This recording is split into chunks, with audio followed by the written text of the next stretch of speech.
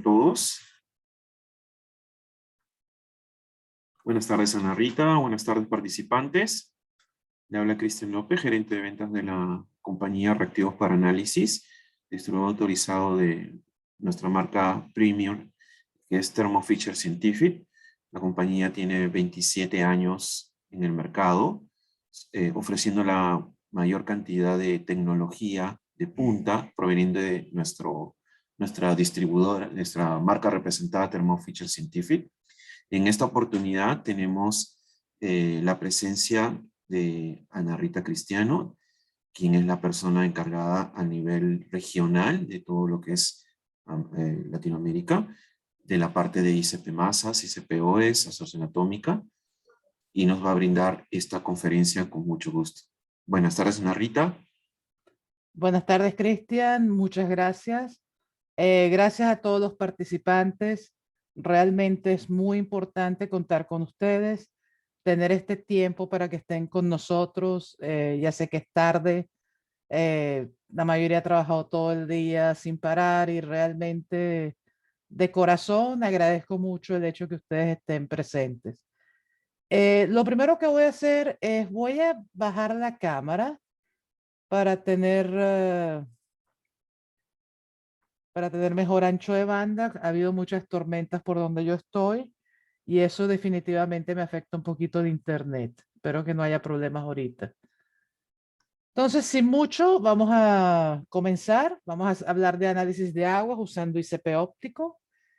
Las láminas, me disculpo de entrada, están en Spanglish. O sea, hay algunas láminas con contenido en inglés, algunas con contenido en español. Depende de cómo estuvieran las láminas. De todas maneras, voy a comenzar. Voy a hacer algo muy básico primero. Hay gente, me disculpan los que ya están en un nivel avanzado de ICP. Hay gente que tal vez no está tan avanzada y vamos a tratar de poner todos al día. Entonces, primero, ¿qué es análisis elemental? Análisis elemental es simplemente la capacidad de analizar elementos o, en otras palabras, poder ver todo lo que está dentro de la tabla periódica. Luego, yo tengo muchas técnicas para hacer análisis elemental, comenzando con lo que es la parte de espectroscopía atómica.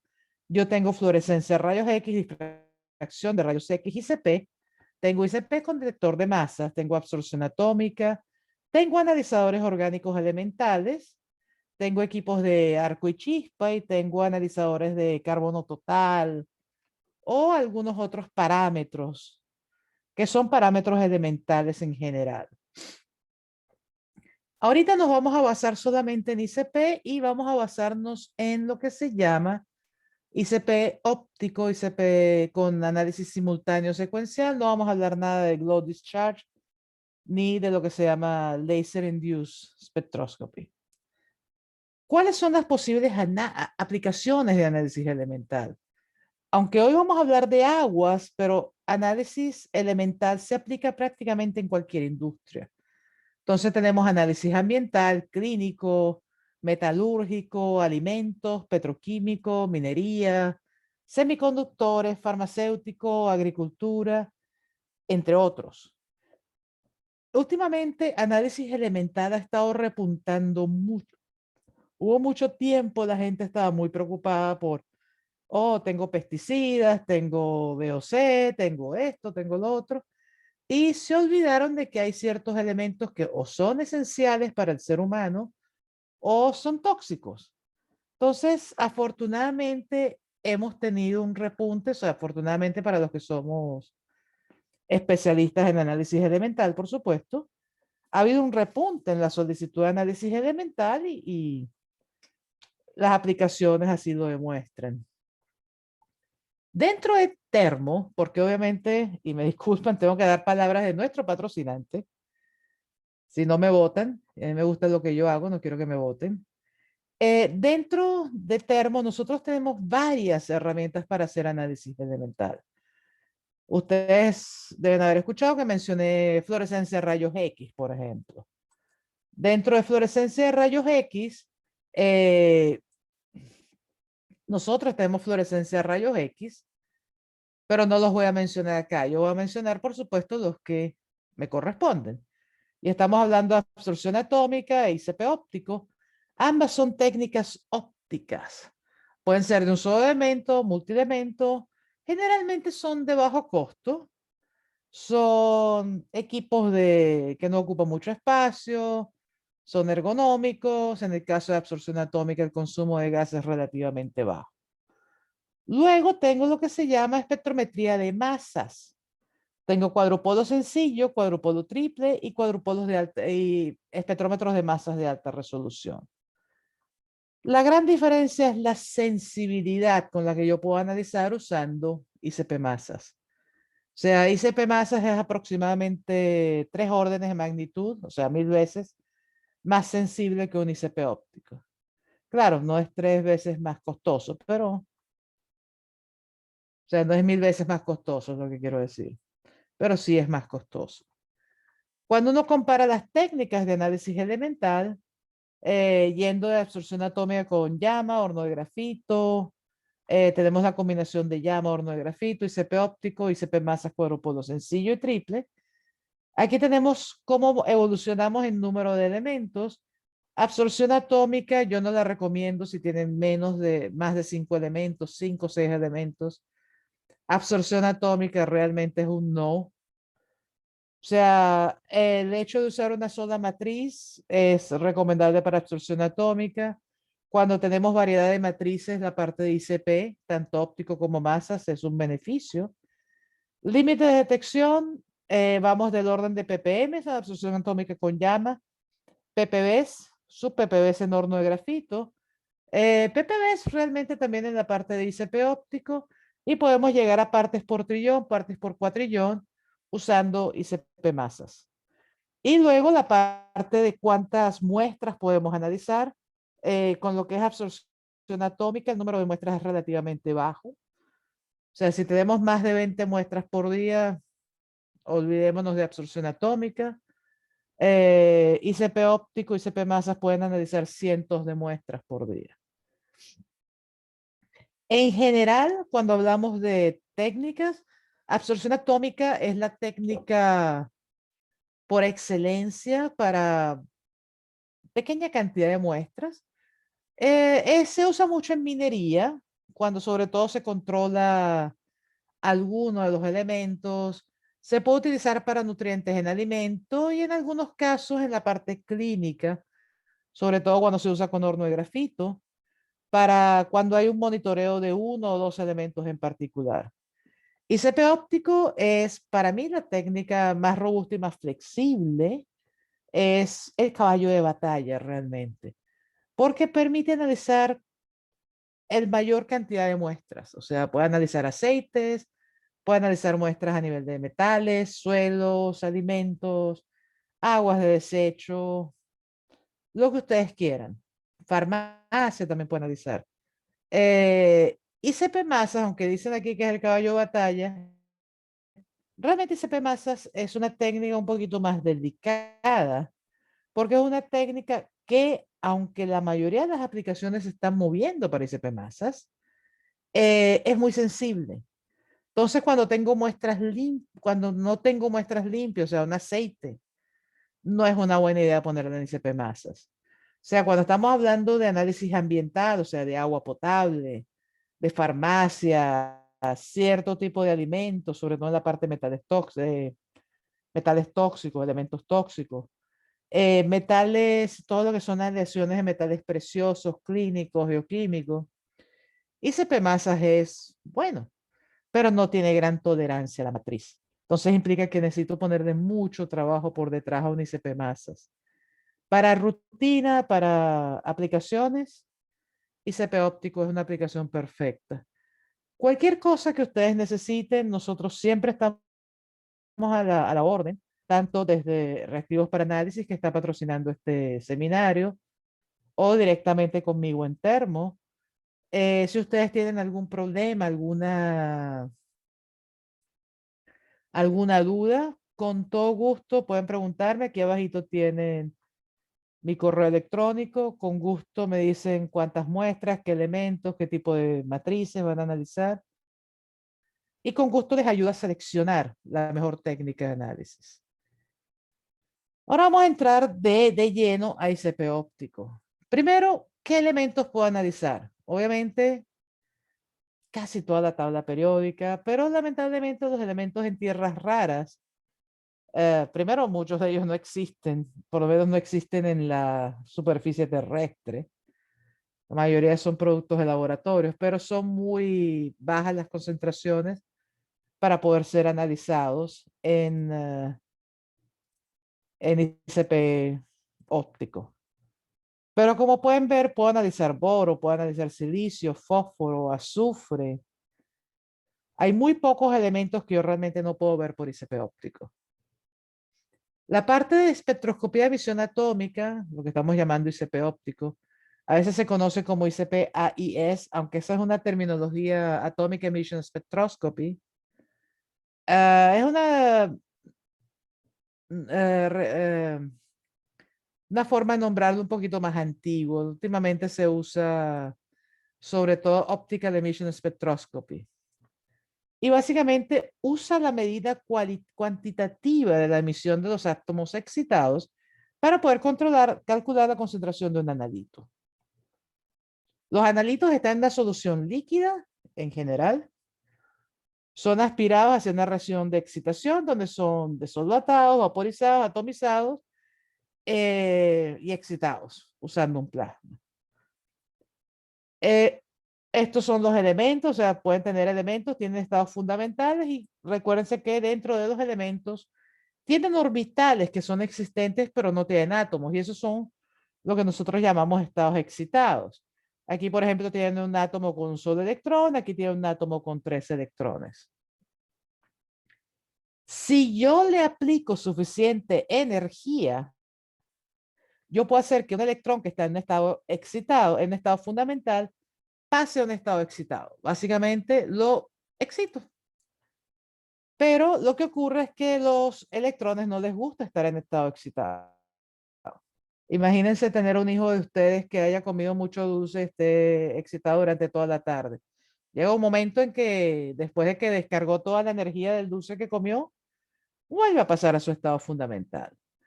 Pero cuando pasa a su estado fundamental, él va a emitir un fotón de luz. Ese fotón que emite es característico del elemento. Y cada elemento tiene un grupo específico de longitudes de onda o de fotones que pueden emitir. Y la intensidad de esas radiaciones, de esas emisiones, es totalmente proporcional a la concentración del elemento. Y eso básicamente es el principio del ICP óptico. ¿Qué es la parte más importante? Tiene que ver con efecto de la temperatura en la emisión. Yo sé que hay unas técnicas que usan como plasmas de microondas que no llegan ni siquiera a 4000 grados, pero como ustedes pueden ver, a 2000 grados las emisiones que yo tengo, a 3000 yo ya puedo ver mucho más elementos, a 5000 yo veo un grupo más fuerte de elementos. El plasma tiene una temperatura, como fuente de excitación, tiene una temperatura de unos entre 8 y 10.000 grados, dependiendo de la zona donde yo esté viendo la temperatura. ¿Pero qué es un plasma? Un plasma básicamente es un gas que contiene iones y electrones. Esos iones libres y esos electrones, esos iones y esos electrones libres están generando choques y esos choques son los que generan las altas temperaturas. Si el plasma es de alta energía, o sea, de alta concentración, de alto volumen de gas, va a tener una temperatura que puede llegar hasta 10.000 grados. Un rayo es el mejor ejemplo de un plasma de alta energía. Pero ojo, también pueden tener plasmas de baja energía como los bombillos fluorescentes. Los bombillos fluorescentes, aunque no lo crean, son plasmas, pero son plasmas de muy baja energía. Para la química analítica, el plasma es una fuente excelente, pero lamentablemente no vamos a conseguir nada de lo que es información estructural. O sea, si ustedes quieren saber si Hierro 2, hierro 3, cromo 6, no lo van a poder saber. Van a tener que hacer una separación previa para poder mantener una información estructurada. ¿Cuál es el esquema de un ICP óptico? Este no es la óptica de nuestro equipo nuevo, la óptica del equipo viejo, pero me gusta más porque se ve muy claro el camino. Nosotros tenemos los fotones que vienen del plasma. Esos fotones se coliman en un solo lente. Ya les voy a explicar por qué tengo dos haces. Luego los paso a través de una rendija. Esa rendija va a pasar por un sistema de rejillas, de un prisma. Todo eso va a tener el trabajo de policromar. Yo estoy viendo una luz blanca, donde están todas las intensidades y longitudes de onda mezcladas. Y yo quiero separar cada uno de los componentes de esa longitud de onda y para llevarlos a un detector, que va a ser básicamente una cámara fotográfica. Básicamente lo que estoy funcionando es como la gota de lluvia que el haz del sol lo transforma en un arco iris. Dentro del plasma, a la temperatura que yo estoy, yo puedo agarrar mi muestra, la voy a desolvatar, la voy a vaporizar, atomizar e ionizar. La ionización es el punto obviamente más importante, porque una vez que yo ionizo, o sea, la parte de excitación, los electrones vuelven a su estado fundamental y al entrar a su estado fundamental emiten los fotones. El plasma, como ustedes pueden ver aquí las fotos, hay dos maneras de verlo. Uno es la manera axial. Es una forma de ver donde ustedes están viendo el plasma básicamente de frente. Entonces están viendo toda la intensidad que genera ese plasma. Es perfecto cuando las concentraciones son bajas, cuando necesitan un análisis de alta sensibilidad. El problema es que si tienen interferencias, las van a ver todas, porque están viendo todo. Luego tienen la vista radial. La vista radial es simplemente ver un pedacito del plasma. Ese pedacito, obviamente, ustedes ajustan la altura de lo que están viendo y lo que ustedes van a ver en este punto es excelente por cuando tienen muestras de alto contenido de matriz. O sea, si tienen alto contenido de sales o son muestras orgánicas. El problema, como están viendo solo un pedacito del plasma, lamentablemente es menos sensible.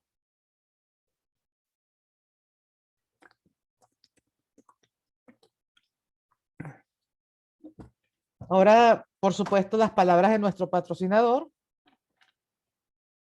Pues, obviamente mis intenciones es tratar de mantener la parte de publicidad el menor posible, pero obviamente entenderán que hay que hacerlo. Mediados del año pasado, Termo produjo un modelo nuevo con 4 diferentes opciones. Este equipo se llama Leica Pro. Termo tiene más de 60 años en el mercado haciendo innovación tecnológica y hemos estado a la vanguardia siempre en la parte de los ICPs. O sea, Termo, mucha gente debe haber escuchado Termo Jarrell, una empresa de hace 40, 45 años en el mercado produciendo ICPs. El nuevo equipo de Termo tiene una tecnología de punta. En esa tecnología de punta tenemos un nuevo sistema detector totalmente nuevo, sumamente compacto. Podemos ver todas las longitudes de onda de una sola vez. O sea, no hay separación. La resolución es menor a 7 picómetros. La cámara es espectacular. Voy a hablar un poquito de la cámara o un poquito más adelante voy a hablar de la cámara porque es bien importante la nueva cámara que tenemos. Nosotros somos fabricantes, como Termo, somos fabricantes de este tipo de detector que se llaman Charge Injection Device o CID. Y este tipo de cámara fue originalmente diseñado para la NASA.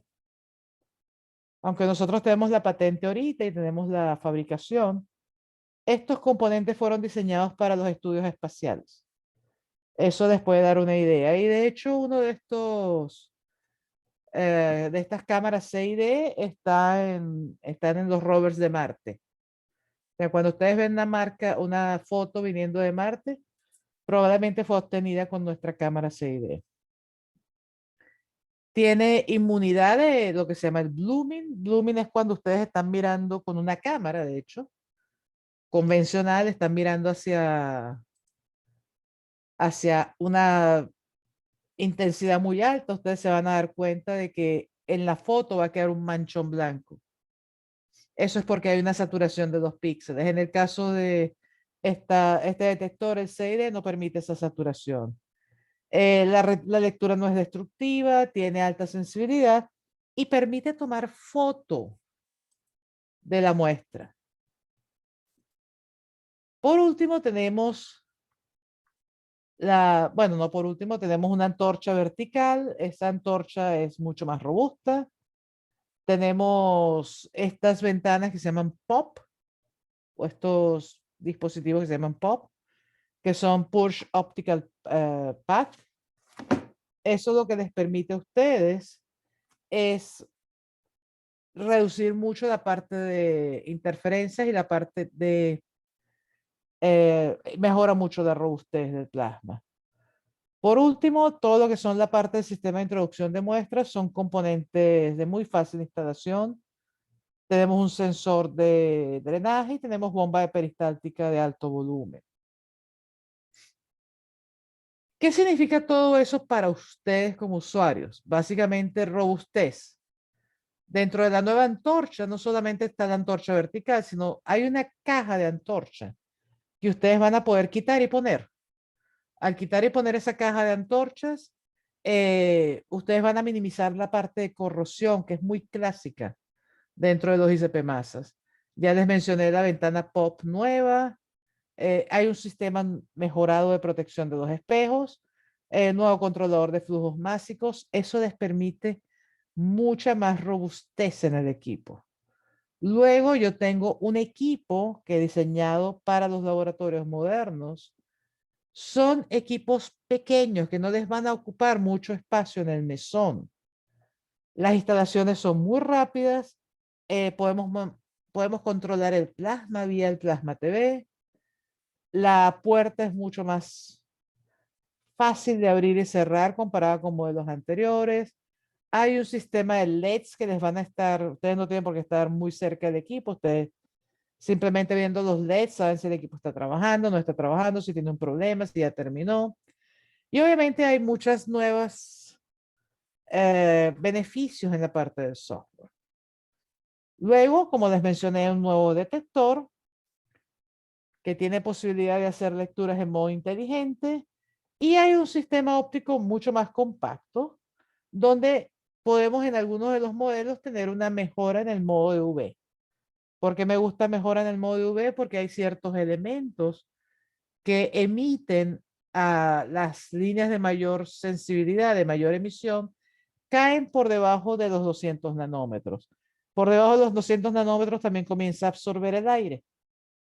Entonces no es una zona muy divertida para analizar, pero nosotros tenemos una manera de analizarlas con mejoras en la sensibilidad. Ya terminaron las palabras de nuestros patrocinadores y ahorita vamos a entrar ya un poco más directamente en el tema. Cuando ustedes están tratando de usar o generando un análisis vía cualquier técnica analítica, ustedes tienen retos. Y el desarrollo de la optimización y el desarrollo de cada método es un reto. Entonces, cada industria tiene un reto diferente.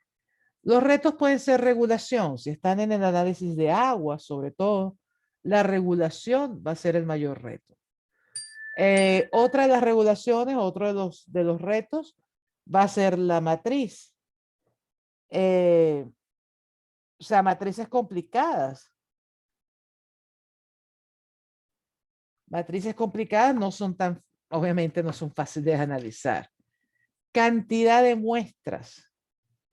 O sea, hay veces que ustedes tienen, sobre todo que son laboratorios de servicio, ustedes quieren analizar 500 muestras por día. ¿Cómo pueden analizar 500 muestras por día?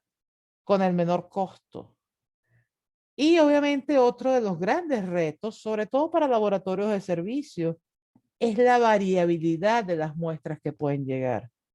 Y sin caer en mucho detalle, las muestras de agua pueden ser muy variables. O sea, yo tengo muestras de agua de mar, tengo muestras de agua de río, tengo muestras de agua de desecho, tengo aguas para tomar. Al final del día, una muestra de agua puede ser muy complicada. Entonces, cuando estamos hablando de muestras de agua, nosotros las metemos dentro de lo que es análisis ambiental. Entonces, los primeros retos que yo tengo o los retos que yo tengo cuando hablo de análisis ambiental, el primero es regulación. ¿Cuál es la regulación en mi país para yo poder hacer análisis de agua? En Latinoamérica, la mayoría de las regulaciones son basadas en las normativas de la EPA, tanto el método 207 para análisis de agua, el método de análisis de agua estándar el 846, el método EPA 6010. Y aquí, cuando uno decide tomar una regulación, hay una serie de parámetros que uno tiene que considerar. En esto estoy hablando de límites de detección, protocolos de control de calidad, donde yo tengo una cantidad muy grande de estándares que analizar durante la implementación del método. Tengo que validar el método. Y lo más importante, tengo que estar listo para las auditorías, porque obviamente yo no puedo reportar de que una muestra no tiene mercurio y tiene una cantidad de mercurio que puede ser tóxica para un niño, por ejemplo. O sea, análisis de aguas es un análisis muy delicado. Como les mencionaba, las mismas muestras de agua pueden ser diferentes matrices. Entonces puedo tener muestras que tienen alto contenido de sólidos, un agua cruda de un río. Eso generalmente lleva a mucho mantenimiento. Les va a dar inestabilidad durante una corrida. Y hay interferencias, que eso es un punto que lo vamos a destacar ahorita en las siguientes transparencias, en las siguientes láminas. Se nota que soy vieja y hablo de transparencias. Eso era de hace muchos, muchos años atrás. Pero vamos a hablar de interferencias físicas, espectrales y químicas. La variabilidad de la muestra es un dolor de cabeza porque implica de que en muchos casos voy a tener que preparar muestras diferentes o tengo que hacer diferentes diluciones de la muestra para poder para que me entren dentro de un mismo curva de calibración. Eh, Muestras que se salen del rango, o sea, muestras desconocidas. Tengo que optimizar el método, tengo que optimizar el instrumento y tengo que mantener el equipo funcionando. Y por último, productividad. Es importante la productividad en el sentido de muchas muestras, que obviamente yo necesito tener rápidos resultados, que esos análisis deben ser rápidos. Mantenimiento debe ser lo más rápido posible. Y el mayor dolor de cabeza en muchas empresas, el hecho de tener múltiples operadores y tener entrenamiento para esos múltiples operadores.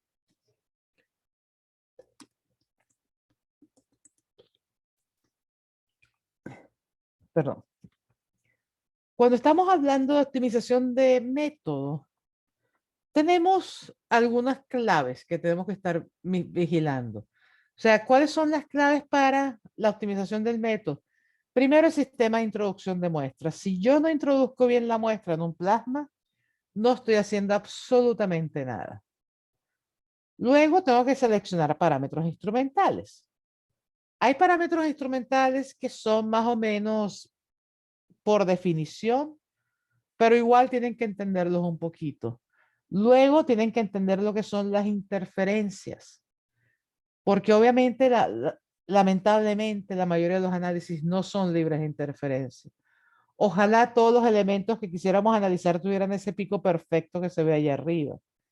Y no, lamentablemente no es así. Y por último, hay una serie de accesorios que nos van a ayudar a mejorar o el manejo de la muestra o la productividad entender un poco cuáles son esos accesorios.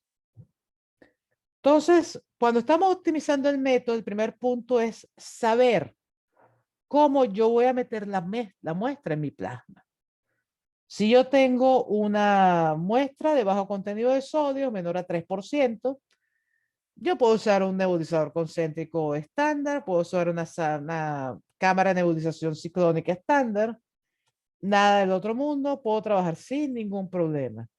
Pero cuando ya comienzo a tener mayor contenido de sólidos, yo tengo más de 3%, pero menos del 15%, ya necesito usar nebulizadores especiales, cámaras ciclónicas, humidificador de argón. Hay algunas cosas que yo tengo que estar considerando en función al contenido de sólidos disueltos totales. Si ya tengo más de 15% de sólidos disueltos totales, ya tengo que considerar un nebulizador especial. Tengo que cambiar mi cámara por una cámara que se llama Bafflet Cyclonic. Ahorita les voy a mencionar un poquito mejor qué es cada cosa. Tengo que introducir sheet gas. Tengo que usar tubos centrales del plasma más grandes o usar antorchas de cerámica. Luego, si yo tengo muestra de bajo contenido de sodio y quiero mejorar la sensibilidad, yo puedo usar generación de hidruros o nebulizador ultrasónico. El nebulizador ultrasónico es una opción, pero no es una opción tan económica. Mucha gente prefiere irse directamente a ICP masa si ellos necesitan mejorar la sensibilidad. Dentro de las condiciones, les había dicho de nebulizadores grandes. Los nebulizadores grandes son poco eficientes. Entonces, la sensibilidad se decrece y los límites de detección desmejoran. O sea, cuando tienen alto contenido de sólidos, nebulizador central debe ser más grande. Si ustedes tienen muestras limpias, el nebulizador, no, perdón, el tubo central de la antorcha puede ser más pequeño y eso se usa para muestras típicas orgánicas, o sea, también desmejora la sensibilidad. Cuando tengo esta situación, ¿qué es lo que yo puedo hacer con la muestra? Diluirla cuando tengo alto contenido de sólidos. Puedo incrementar tiempos de integración o puedo usar accesorios como ya les mencioné, tipo nebulizador ultrasónico o generación de hidruros. El nebulizador ultrasónico es una opción, puede generar límites de detección en algunos elementos de hasta 10 y 20 veces. El humidificador de argón lo que va a funcionar es a mejorar mi tolerancia a sólidos disueltos. Es probablemente la mejor opción cuando tenga concentraciones de muestras muy altas. En el caso de nuestros equipos tenemos una opción que se llama sheet gas. El sheet gas le produce una mayor estabilidad. Cuando ustedes tienen muestras con alto contenido de sólidos, esas muestras tienden a ser algo inestables y las muestras no van a dar un buen resultado. Las desviaciones estándar van a ser muy altas. Por lo tanto, sheet gas es una buena solución. Mejora los límites de detección, haciendo que se elimine la necesidad de dilución. O sea, yo pudiendo introducir a mi plasma muestras de mayor contenido de sólidos, no tengo por qué diluir, mejoro límites de detección en la muestra en general. Luego hay un accesorio que no es barato realmente, pero realmente es un accesorio altamente recomendado y es la antorcha de cerámica. Esta antorcha de cerámica, primero, es sumamente robusta. Es una antorcha donde el canal central de la antorcha, los dos tubos externos de la antorcha, no se van a reemplazar nunca. Vamos a ver de acá. Si ustedes ven, es cerámico el material. Ese material, especialistas de aplicaciones de la fábrica dicen que probablemente no se va a cambiar nunca. Las antorchas generalmente se cambian cada 4 a 6 meses para, digamos, una rutina no tan fuerte. Si ustedes tienen una rutina de muchas muestras, usan antorcha de cerámica. Les va definitivamente a disminuir mucho costo en la parte de intercambio de antorcha.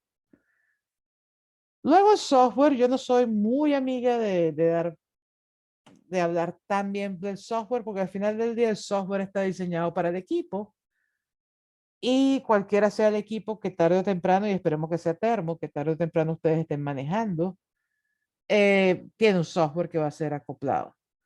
La ventaja del software de Termo es un software que ya ha estado instalado en más de 6.000 equipos, sumamente comprobado, es un software sumamente estable, tiene la capacidad de hacer, de incorporar de manera eh, directa todo lo que son sistemas de muestradores automáticos, dilutores, maneja las nuevas mejoras en el equipo, como la televisión de plasma.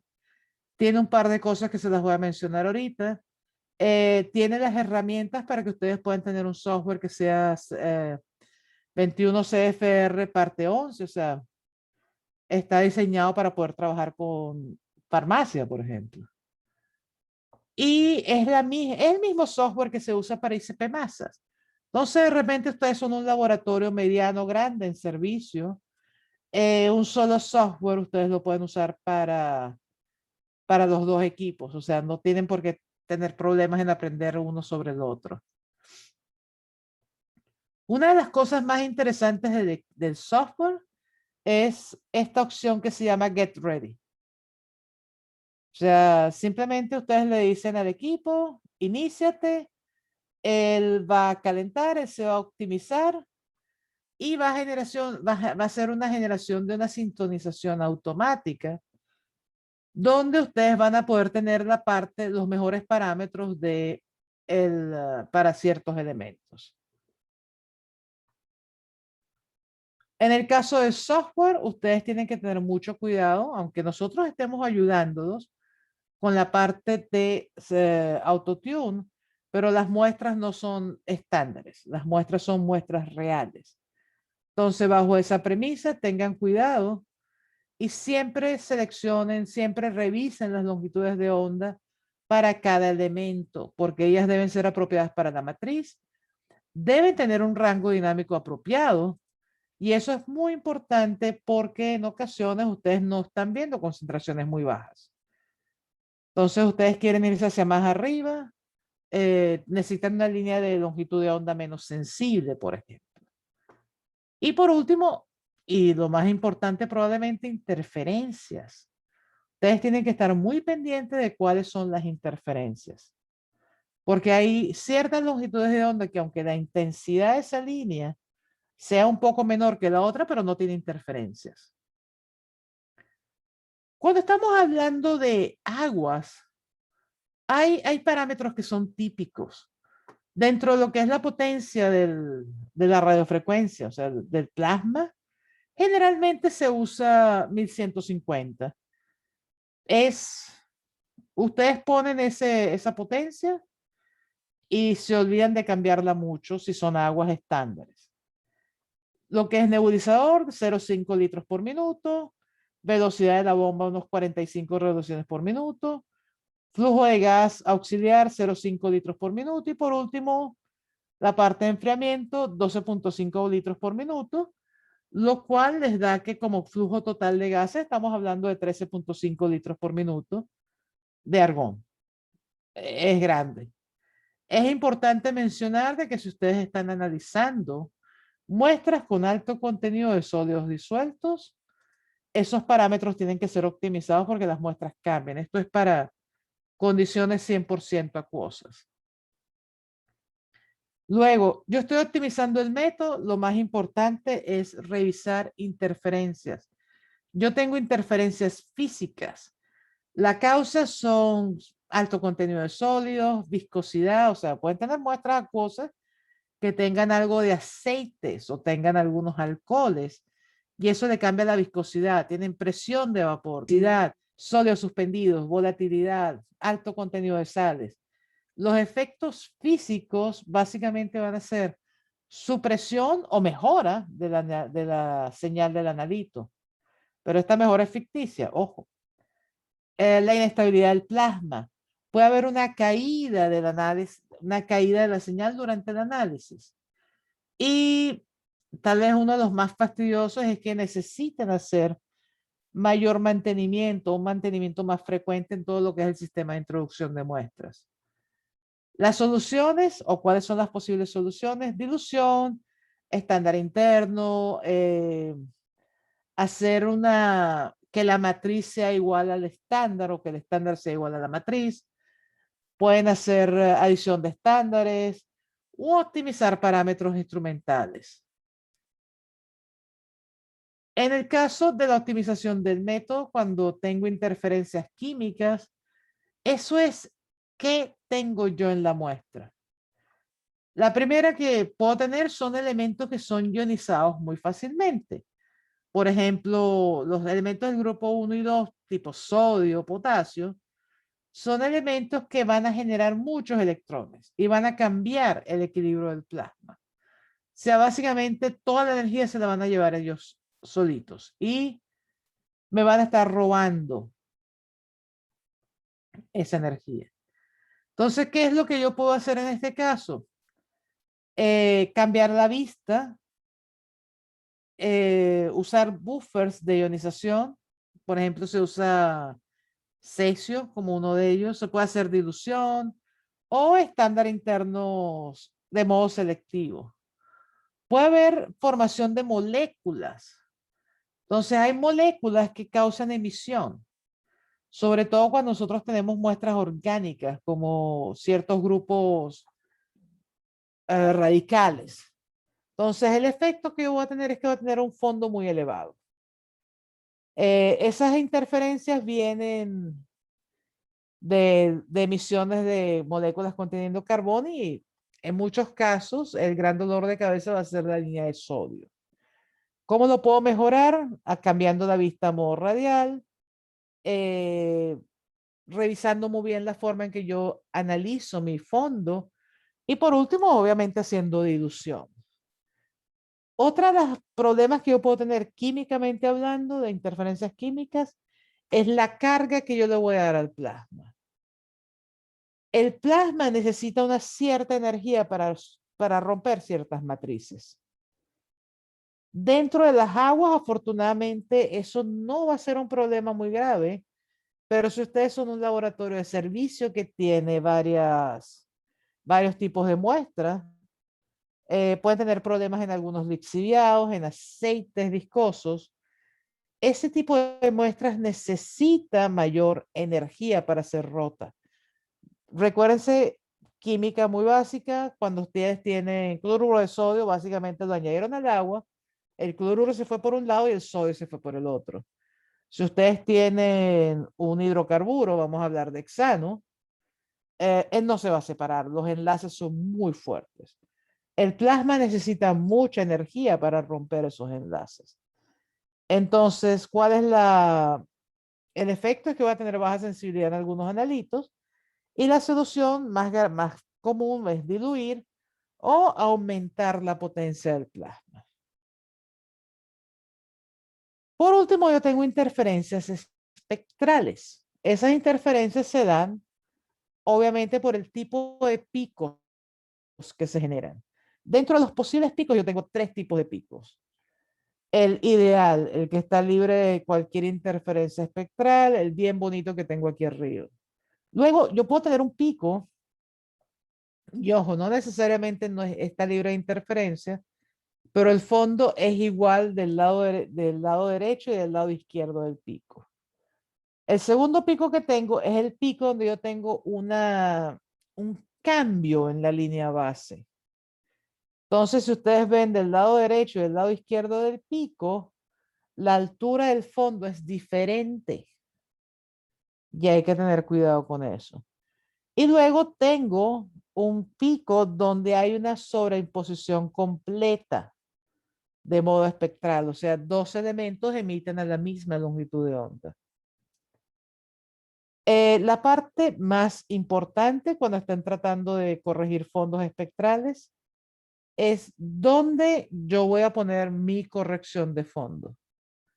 Entonces, si el background, si el fondo es plano, es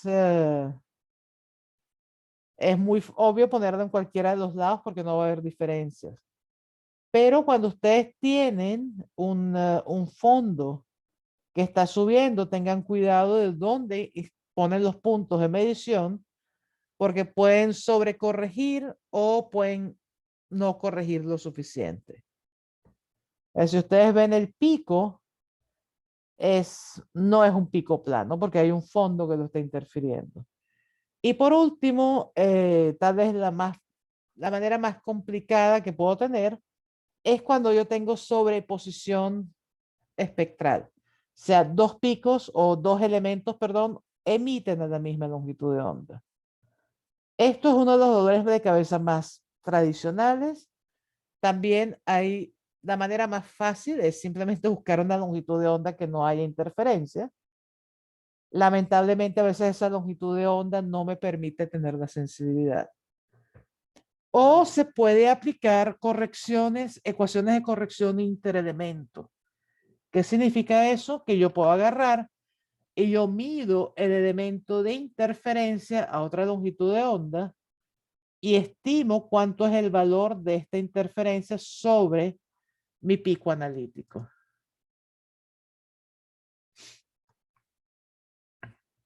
Dentro del manejo de interferencias, obviamente vamos a hacer una parte de publicidad termo porque realmente se la merece. Nuestro detector ha mejorado sustancialmente. Nosotros antiguamente teníamos un 6D, o sea, el mismo tipo de detector, pero tenía 256.000 píxeles, si mal no recuerdo el número. Estaba por encima, entre 200 y 300. Ahorita no recuerdo el número exacto, pero estaría casi seguro que son 256.000 píxeles. Pero el nuevo detector que nosotros tenemos un detector de 4 millones de píxeles. O sea, hemos mejorado la resolución en 50 veces.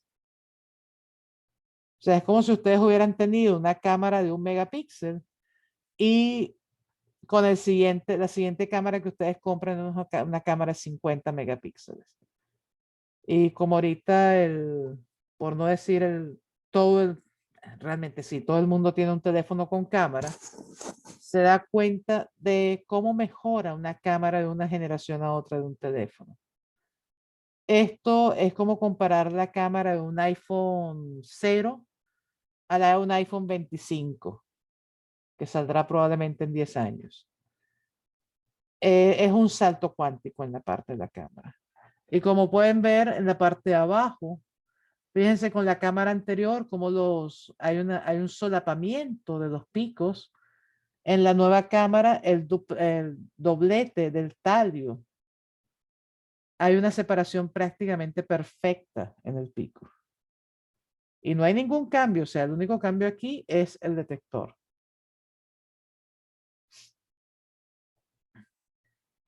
Manejando interferencias, ya aquí, nivel práctico. La matriz. Idealmente, cada vez que puedan, hagan un ajuste de que la matriz y la matriz de la muestra y de los estándares sea la misma, de ser posible. Si no es posible, por lo menos ajusten el contenido ácido entre la muestra y los estándares. ¿Cuáles son las posibles soluciones para sobreponer matriz? Usar corrección de fondo, obviamente, dilución, estándares internos o adición de estándar. Otro punto a considerar es el rango dinámico lineal. ¿Y por qué lo menciono? Porque es muy importante dentro de las regulaciones. La EPA establece como dentro de uno de sus parámetros el rango dinámico lineal.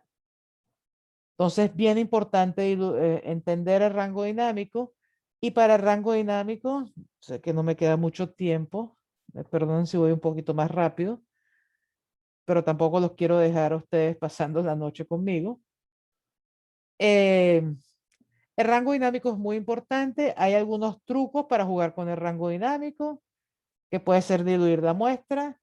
Tal vez el más común, el más fácil es usar longitudes de onda alternativas.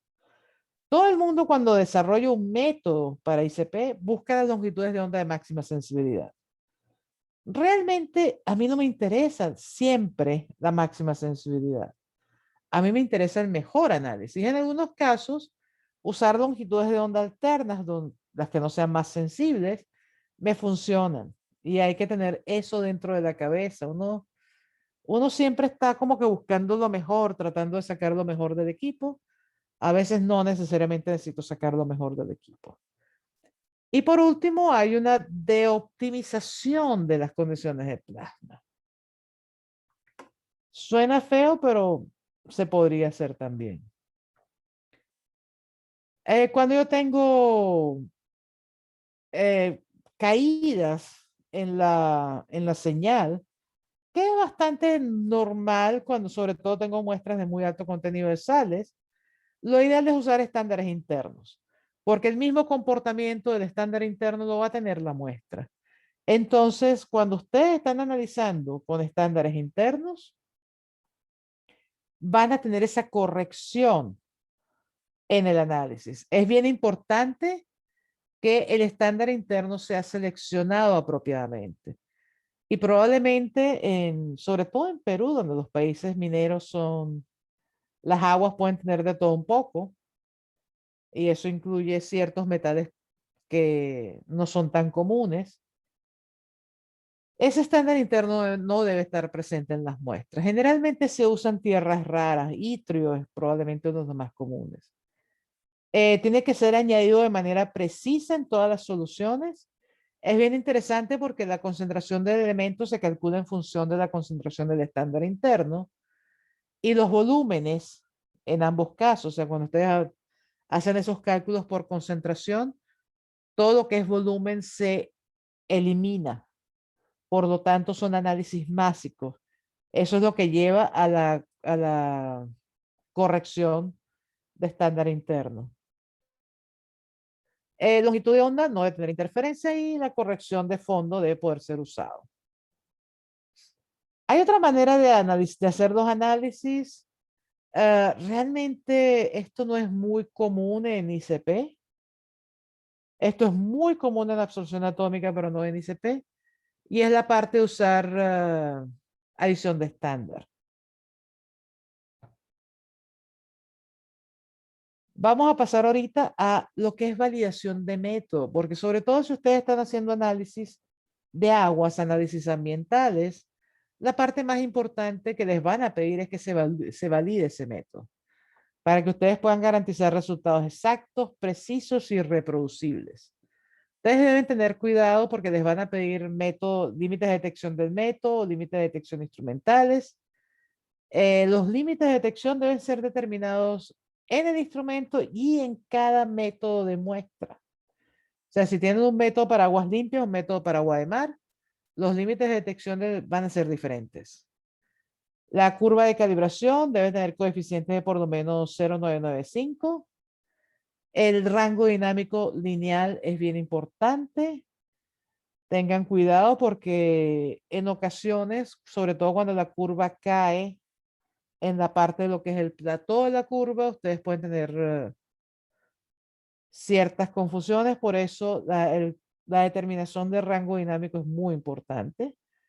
Les van a llevar ensayos de precisión donde se vea la desviación estándar a corto plazo, muestras de exactitud haciendo análisis de material certificado de referencia o haciendo adición de alguna estándar dentro de la muestra. Esos ensayos tienen que repetirse cada cierto número de cada cierto tiempo, sobre todo lo que es la parte de estabilidad y exactitud. Y en el caso de seguir protocolos tipo EPA, ustedes van a tener una gran cantidad de protocolos de control de calidad. Afortunadamente, en el caso de Termo, el software los incluye todos, o sea, ustedes no tienen nada del otro mundo. Por último, ya llegando casi al final, Nosotros tenemos notas de aplicación. No quiero entrar mucho en detalles porque definitivamente esto es algo que ustedes van a poder sentarse a leer y va a ser más cómodo sentarse a leer que estarlo, perdón, que yo estárselos presentando.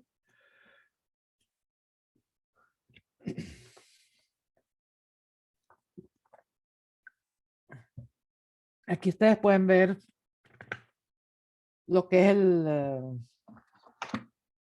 la máxima concentración o el máximo nivel de contaminante, el máximo nivel de contaminante preferido. O sea, como ustedes pueden ver, si no ven arsénico, o sea, el arsénico se permite tener 10 ppb, pero si pueden ver cero es mejor, lo mismo que para plomo. Mercurio no es tan estricto, pero en pocas palabras ustedes pueden ver los límites de concentración o los límites máximos permitidos.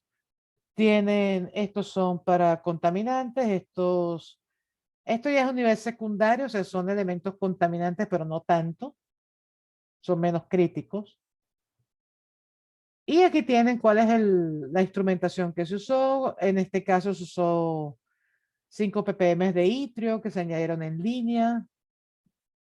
En este caso se lograron analizar con un mismo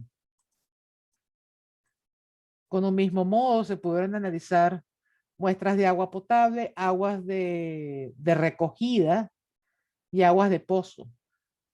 Se hicieron estudios de límites de detección, de estado de rango dinámico, se hicieron secuencias con todos los niveles de control de calidad incluidos. Se usaron las tuberías que se usaron, la velocidad de la bomba, tipo de nebulizador, tipo de cámara de nebulización, cuáles son los flujos usados, el tubo central, etcétera, etcétera. Se analizaron 31 elementos en total, los más destacados. Ustedes pueden ver cuáles son los límites de detección del método, cuáles son los límites, los rangos lineales y cuánto es el nivel de interés de esos elementos. Y como ustedes pueden ver, con ICP óptico se logra llegar a niveles suficientes para el análisis de aguas. Aquí tienen la parte de porcentaje de recuperación. La mayoría de los porcentajes de recuperación alrededor del 100%, lo cual es lo que se espera. Y en general, ustedes pueden ver de que el análisis de aguas potables es factible usando ICP. Nuestro ICP en particular. Es un ICP muy sensible. Y ustedes pueden tener un promedio de unas 30 muestras por hora, más o menos. En todo lo que son controles de calidad. El equipo en general va a ser la instrumentación, la parte mucho más práctica. ¿Qué más puedo yo hacer en el caso de ICP? No voy a entrar en detalles, pero ustedes pueden hacer análisis de alimentos. Me imagino que es bien importante en Perú, sobre todo, o en el resto de Sudamérica, porque sé que hay personas de varios países. Elementos del grupo del platino, que generalmente no se analizan de modo estándar por ICP óptico, pero se pueden hacer. Bien interesante, sobre todo cuando están tratando de reciclar catalizadores de carros. Aceites lubricantes, bien importante. Entonces, ya como resumen, no voy a hablar del equipo. El equipo es excelente. Ya tenemos nuestros vendedores locales que les pueden ayudar a explicar desde el equipo. Pero en resumen, ya para la parte de aguas, ICP óptico es una técnica robusta y flexible. Y es importante que puede ser aplicado para aguas potables, que probablemente sea el mayor reto. O sea, el ICP óptico cumple dentro de esos parámetros. Eh, el modo dúo no es, el modo radial, perdón, no es normalmente usado para aguas potables, pero se usa el modo axial, el modo dúo, donde yo puedo tener la vista, donde tengo mayor sensibilidad y flexibilidad. Es importante seleccionar el método, el sistema de introducción de muestras correcto para el análisis de precisión y exactitud. Tienen que usar los recursos que tienen a mano, como estándares internos, corrección de intraelementos y todo lo que es la parte del control de calidad. Y tal vez lo más importante es que el ICP óptico puede ser usado en una gran variedad de aplicaciones. O sea, sobre todo para ustedes que están dentro de laboratorios de servicio, no solamente se van a limitar a usar el ICP óptico para aguas, van a poder usar ICP óptico para aceites, alimentos, para lo que ustedes quieran realmente.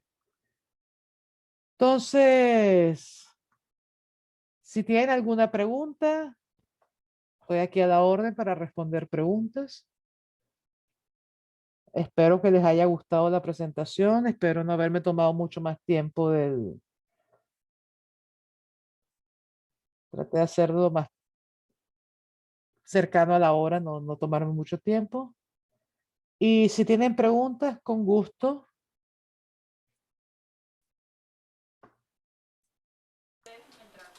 También pueden levantar la mano si desean para poder aperturar el micro sin ningún problema.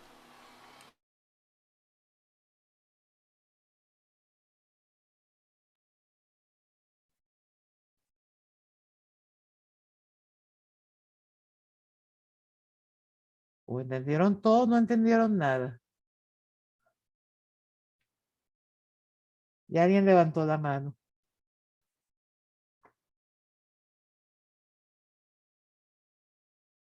Creo.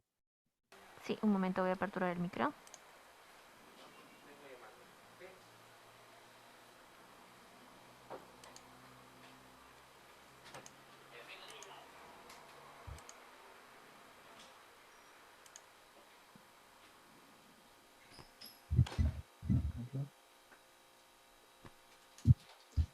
Hola, buenas noches. Buenas noches. Buenas noches, doctora Ana Rita. Muy importante, agradezco su presentación, es muy interesante para mí. Retroalimentación al respecto. Mi pregunta es la siguiente. Bien, yo soy analista instrumental y manejo un equipo de ICP. Sin embargo, no llegó un análisis o un requerimiento para realizar análisis de bromo en agua. Entonces, estuvimos revisando la bibliografía y pues primero este método no está normalizado. Algunas fuentes científicas recomiendan leerlo a una longitud de onda de 154,6 nanómetros. Sin embargo, pues mi pregunta va enfocada para trabajar con esas longitudes de onda tan bajas, ¿qué recomendaciones se deberían tener a la hora de leer esta muestra? Muy sencillo. Para esas longitudes de onda, no recomiendo ICP óptico. ICP óptico ya por debajo de 200 nanómetros está siendo como estirado. La mayoría, si ustedes, si ves las marcas, la mayoría trabaja de 165, 166 hacia 800, casi 900 nanómetros. Hay una sola marca que trabaja hasta 120 nanómetros, pero realmente, hasta donde yo sepa, no es la mejor solución. Cuando tú quieres analizar bromo, para mí, la mejor manera de analizar bromo, cloro, flúor, electrodos selectivos. O sea, hay que tener mucho cuidado porque no necesariamente una técnica puede funcionar para todo. Quisiéramos, sí, pero no va a, primero no vamos a tener muy buena emisión. O sea, aunque pudiéramos tener un equipo viendo por debajo de 160 nanómetros, la emisión va a ser muy baja porque bromo es uno de esos elementos. O sea, todo lo que son los bromo, cloro, flúor, esos elementos no quieren que los electrones se separen de ellos. Entonces, bajo ese principio, lo que ocurre es que no vamos a tener intensidad, sencillamente. En cambio, un electrodo selectivo que te cuesta no sé cuánto costará ahorita, pero calculo unos $5,000. Con el equipito y todo, tú puedes hacer el análisis sin mayor problema, súper rápido. Hace muchos años yo estuve involucrada en la parte de análisis de flúor en particular.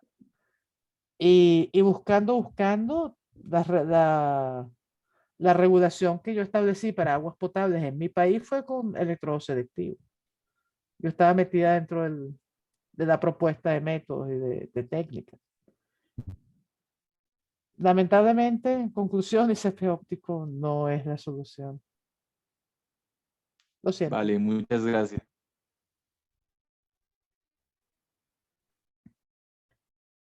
¿Alguna otra pregunta?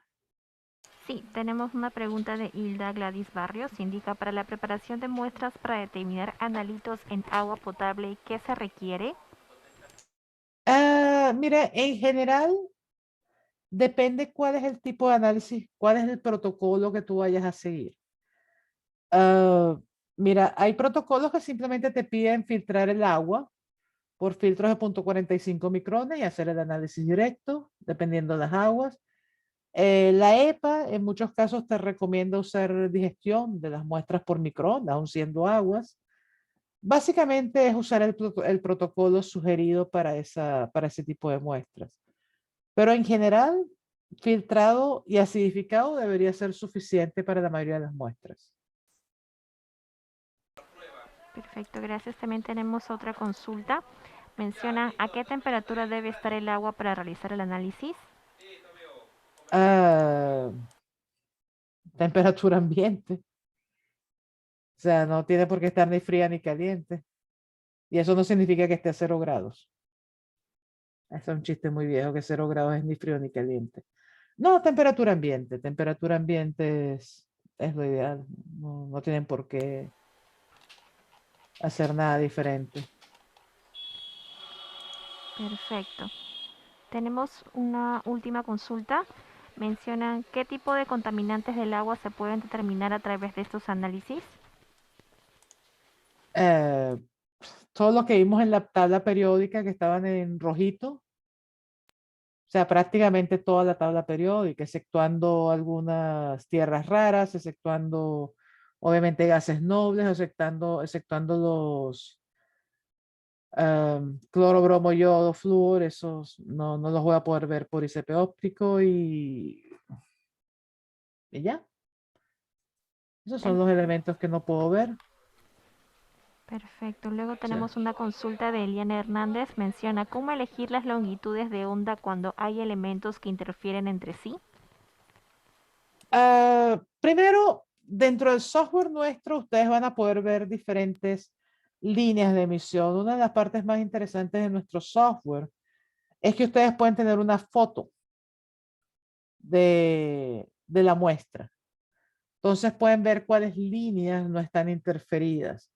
Eso es bien interesante para la parte de desarrollo de metodología. O sea, buscar líneas usando la foto de la muestra. La segunda manera, y tal vez la más tradicional, es buscar referencias. Estamos hablando de ICP. ICP es una técnica que está activa desde los años 70. O sea, es una técnica que lleva prácticamente 50 años en el mercado. Es muy raro que ustedes consigan algo que no se haya escrito en ICP. Entonces, ustedes pueden buscar referencias, que si ustedes tienen interferencia de cobre y fósforo, por ejemplo, que es una clásica, dependiendo qué quieran analizar, a qué longitud de onda se pueden mover. O sea, hay dos opciones definitivamente. La primera es buscar una longitud de onda alternativa, si la sensibilidad lo permite. La segunda manera de hacerlo es usando ecuaciones de corrección interelemento, que eso nos ayuda a mantener la mejor sensibilidad para cierta longitud de onda en específico. Espero que eso responda. Perfecto. Bien, Arita, en este caso, hasta el momento no tenemos alguna consulta adicional. De todas maneras, vamos a compartir también la presentación con ustedes. También recuerden que esta presentación está siendo grabada y lo vamos a colocar en la página web. En unos breves minutos ustedes, los clientes asistentes a esta webinar, van a recibir un correo electrónico con toda la información para que también la puedan visualizar después. De antemano, Narita, muchísimas gracias por tu tiempo brindado para este webinar internacional. Tenemos una última consulta por parte de Brian. Menciona, ¿qué diferencia hay entre ICP y absorción atómica o cuál es mejor para el análisis de agua? Para análisis de agua en específico, usen ICP. ICP óptico, ICP masas. Absorción atómica es una técnica y yo me gradué, yo hice pregrado y posgrado en absorción atómica. O sea, es una técnica a la que yo le tengo mucho cariño, pero el hecho de que le tenga cariño no significa de que la apoye. Lamentablemente, absorción atómica es una técnica muy lenta porque va a poder hacer un solo elemento a la vez. O sea, cuando ustedes tienen análisis donde quieren hacer muchos elementos, absorción atómica es un no, no, no. Absorción atómica es excelente para 3, 4 elementos por llama. Llama es relativamente rápido. Funciona muy, muy bien. La otra alternativa para alta sensibilidad, pero necesitan alta sensibilidad, pero es un solo elemento. Entonces pueden irse para horno de grafito. Horno de grafito es un poco más sensible que ICP óptico. No es tan sensible como ICP masas, pero les ayuda a mejorar sensibilidad.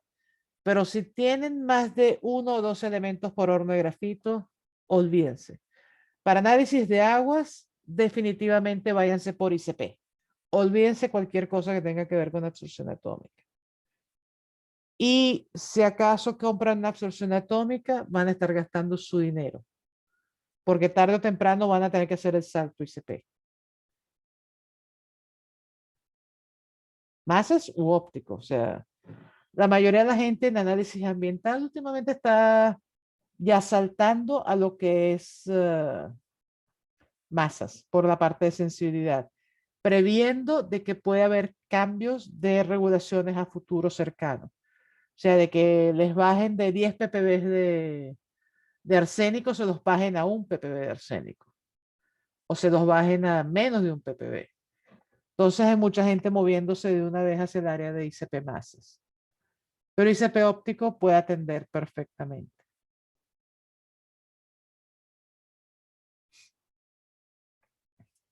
Perfecto, Narita. Hasta ahorita no tenemos ninguna consulta más. Muchísimas gracias por tu tiempo brindado. No, gracias. Gracias a todos los participantes por el tiempo de ustedes. Definitivamente no saben lo que me alegra, lo que me inspira tenerlos a ustedes aquí conmigo. Realmente que ustedes estén aquí tomándose el tiempo es increíble. Gracias a todos ustedes por escucharme y que tengan un lindo día o lo que queda del día.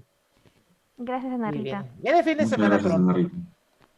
Mis estimados todos, muchas gracias. Estamos, como les vuelvo a comentar, grabando este webinar internacional. Lo vamos a subir la próxima semana en nuestra página web de RPA. Ya en sus correos debe estar llegando el agradecimiento debido y algunas recomendaciones más. Muchas gracias a ustedes. Que tengan buen día. Hasta luego. Gracias.